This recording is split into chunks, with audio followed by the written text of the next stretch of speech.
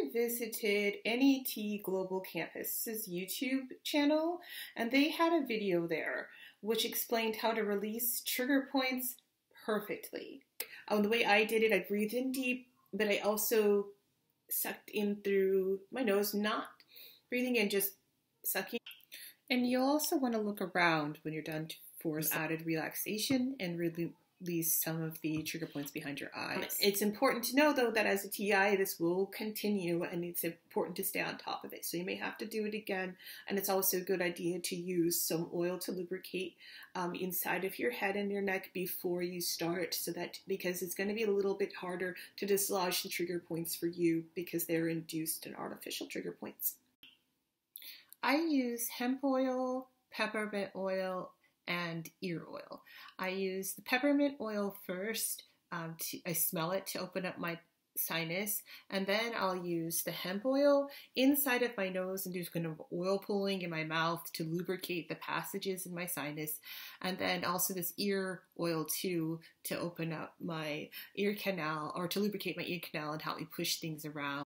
But I want to talk about oil pulling in a different way than most people would talk about it. I want to talk about it specifically for how TIs should do it to help them with what's going on in their head. You're going to have things trapped in your scalp and in your throat. Air bubbles or trapped bubbles of gas.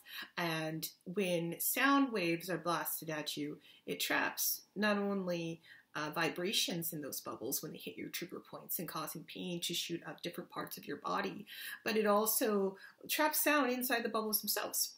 So that is what you're hearing. So it's important to lubricate because they're trapped in there with maybe dry mucus or just dry flesh. So lubricate and help dislodge them. And that'll make it easier when you do the trigger point exercises to move those things around.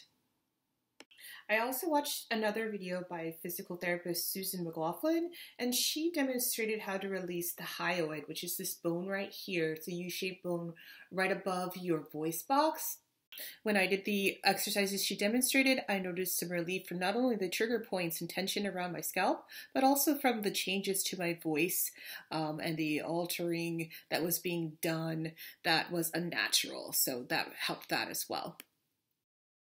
Another TI that's in my TI small group is Tyler Spencer, and he gives excellent advice and really uplifting other TIs all the time. One thing he just mentioned was this electronic harassment protection V2K Shield, EMF Shield, but it's actually an audio file, and you can listen to that at night while you sleep. I would recommend using the soft headband headphones to listen to that while you sleep.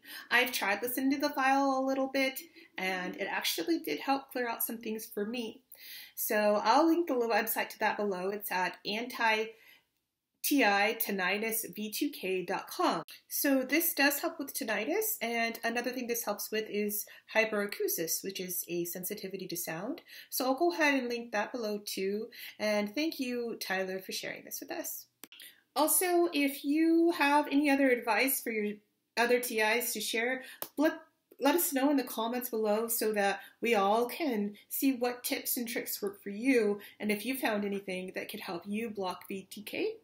And also, if you're interested in joining us on our TI small group, go ahead and find me on Facebook. I've added a little radio button up there on my banner, and then let me know your TI, and I'll send you an invite to our small group as well.